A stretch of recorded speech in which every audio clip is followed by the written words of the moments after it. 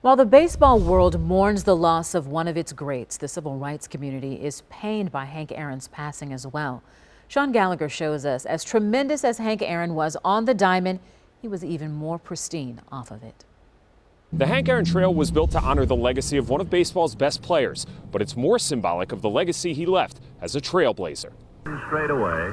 Fastball is a high drive into deep left center field. Buckner goes back to the fence. It is gone.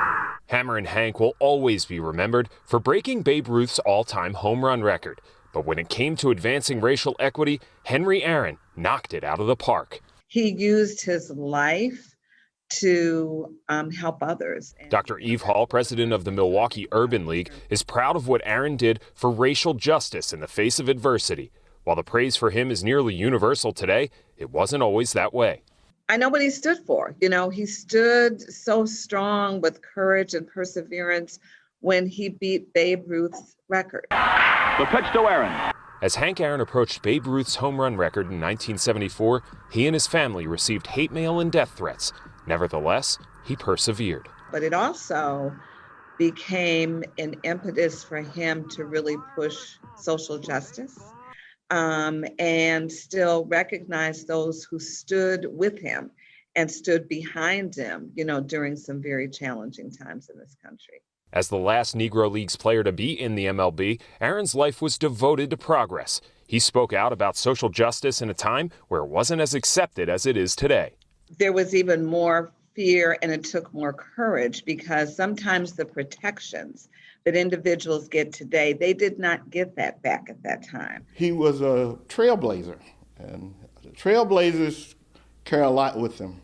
In the 80s, Aaron stood shoulder to shoulder with the Reverend Jesse Jackson during an effort to increase diversity in major league front offices. He had the ear of nearly every president since the 70s, from Gerald Ford to Jimmy Carter, and later, George W. Bush, who bestowed the Presidential Medal of Freedom to Aaron. Clarence P. Nichols is the president of Milwaukee's chapter of the NAACP.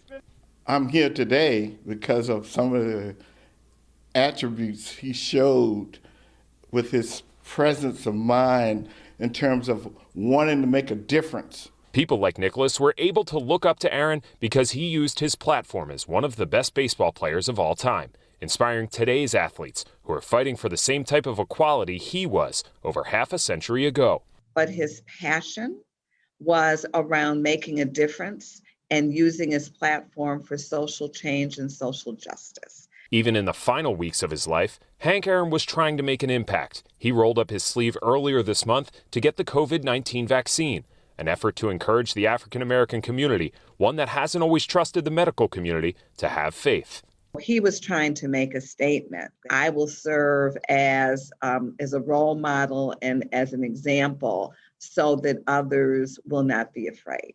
Hank Aaron's cause of death was not disclosed. He was 86 years old. Even the trail itself is a testament to the change Aaron wanted to see. While Milwaukee has been called the most segregated city in the entire country, this trail will live on, continuing to connect the diverse neighborhoods of Milwaukee.